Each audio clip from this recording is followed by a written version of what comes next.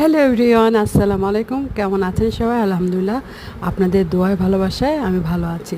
Welcome to my channel Shaila Akter blogs. তা আজকে আমি শেয়ার করব আমি আমার মেয়ের জন্য যে আচারটা করি। আমার ছেলে তো আচার খায় না। আগে অনেক রকমের আচার করা হতো, এখন আর করি না। একটু খিচুড়ির সাথে, মাঝে মাঝে ডালের সাথে একটু টক একদম আচার খাওয়া হয়। তা সেটা আর কি, সেটা অল্প একটু করি। আমের আচার সরিষা দিয়ে একদম টক করে, রসুন বেশি করে দিয়ে, বোম্বে মরিচ দিয়ে, আর খুবই অল্প করি আসলে আচারটা।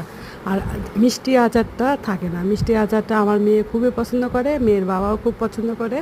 আমার ছেলে তেমন বেশি আচার খায় না। তা ঝুড়ি আচার করে না, আমি ইউটিউব দেখেছিলাম, কিন্তু ওই যে ঝুরি আচারটা করলে যে ঝরঝরে থাকে, কিন্তু আমি এটা নরম করে করেছি আচারটা আসলে ওই স্টাইলে। তা আমি বিচি সহ দেখো কেটে নিয়েছি, কেটে বিচিগুলো ফেলে তারপর ওইটা গ্রেট করে নিয়েছি, একটু পানিতে ভিজিয়ে রেখেছিলাম। তারপরে লবণ, পানি, কড়াইয়ের মধ্যে পানি দিয়ে, পানি যখন বলক ওঠে লবণ দিয়ে আমি এটা হালকা একটু ভাপ দিয়ে দিয়েছি।